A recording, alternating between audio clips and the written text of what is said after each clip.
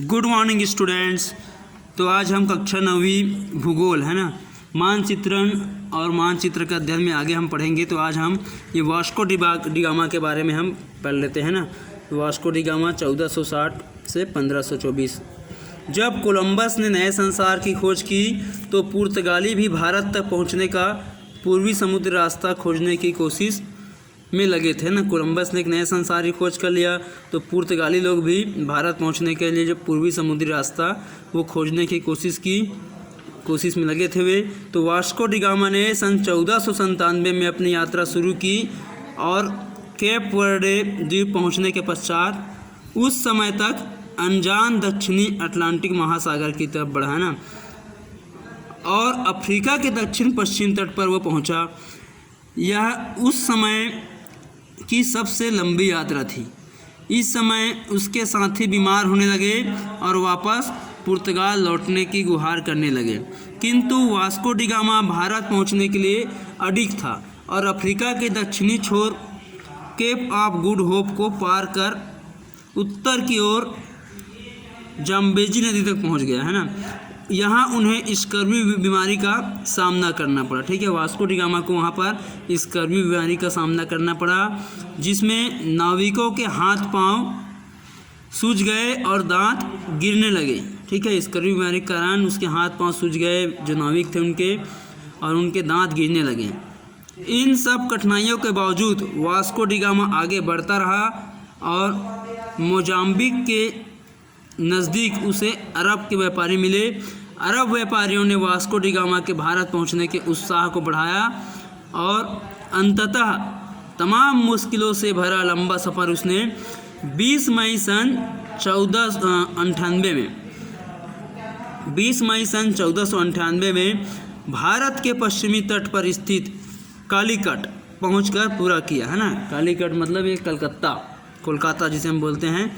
इस तरह से उसने यूरोप से एशिया का समुद्री रास्ता ढूंढकर यूरोप के लिए पूरब से और विशेषकर भारत से व्यापार का रास्ता खोल दिया। समुद्री यात्राओं के कारण मानचित्र कला से विज्ञान बन गया। जो मानचित्र है वो है ना, कला से विज्ञान बन गया।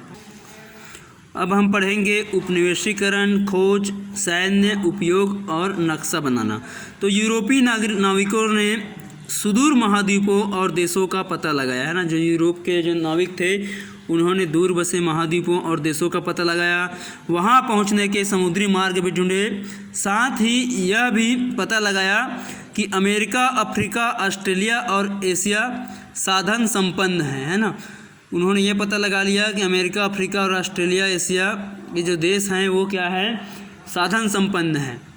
मानचित्र के सहारे इन क्षेत्रों के संसाधनों, जलवायु और लोगों के बारे में यूरोपीय शासकों को जानने की लक ने कालांतर में उपनिवेशीकरण की शुरुआत की तथा वैज्ञानिकों और मानचित्र निर्माताओं को विश्व के विभिन्न भागों में नक्शा निर्माण के लिए भेजा गया। इन समूहों ने महाद्वीप, पहाड़, रेगिस्तान और नदियों को पार किया और आंतरिक भागों के बारे में एकत्रित ज्ञान को मानचित्र के माध्यम से उपनिवेशिक शक्तियों तक पहुंचाया। इन क्षेत्रों पर वे अपना शासन स्थापित कर इन क्षेत्रों के संसाधनों का उपयोग करना चाहते थे है ना। तो उन्होंने मानचित्र के माध्यम से देशों का पता लगाया और उन देशों में रहने वाले लोग कैसे हैं है ना, वहाँ पर जो संसाधन हैं उसके बारे में भी जानकारी प्राप्त कर ली। और वो देशों को उपनिवेशीकरण मतलब उपनिवेशन होता है ना, उस देश पर अपना शासन स्थापित कर वहाँ की जो साधन है, संसाधन है, उसका उपयोग करना और वहाँ के शासन में है ना, वहाँ के शासन खुद करना है ना, प्रभावित करना, मतलब वहाँ के शासन को अपने बल पर प्रभावित करना और देश को ये मान के चलिए कि अपने अधीन बनाकर वो रखते थे है ना। ये उपनिवेशीकरण कहलाता था। तो अब हम आगे देखेंगे नक्शे का प्रयोग। जैसा कि हमने देखा कि नक्शे बनाए गए और उसका उपयोग विभिन्न प्रयोजनों के लिए है ना, विभिन्न कार्यों के लिए किया गया, जैसे व्यापार, नौकायन, विजय अभियान, युद्ध आदि के लिए इस नक्शे का प्रयोग किया गया। नक्शे का प्रयोग जो है देश के विकास की योजनाओं के लिए भी किया जाता है। ठीक है। नक्शे का जो प्रयोग है हम देश के विकास के लिए भी करते हैं। योजनाकारों को एक क्षेत्र की समस्याओं को पहचानने में नक्शे से मदद मिलती है। संसाधनों की खोज में भी नक्शे की मदद ली जा सकती है। वर्षा, भूजल और नदियों जैसे जल संसाधनों को नक्शे के द्वारा दिखा सकते हैं और नक्शे की तुलना कर सकते हैं। इस तरह वे तरीके पहचाने जा सकते हैं जिससे कम पीने के पानी वाले क्षेत्र में पानी उपलब्ध करवाया जा सकता है, जैसे नदी, बांध या भूजल से भी, ताकि सभी जगह के लोगों को पानी मिल सके। इस तरह इन नक्शे की मदद से कृषि विकास योजना, नए उद्योग, सड़क, अस्पताल और स्कूल का निर्माण भी कर सकते हैं। नक्शे का प्रयोग कंपनियां अपने काम को बढ़ाने के लिए करती है। उदाहरण के तौर पर एक मोबाइल कंपनी अपने नेटवर्क का प्रसार करना चाहते हैं तो इसके लिए गांवों और कस्बों के नक्शे तथा पहाड़ियों और वनों के नक्शे की मदद से माइक्रोवेव टावरों को बना सकती है।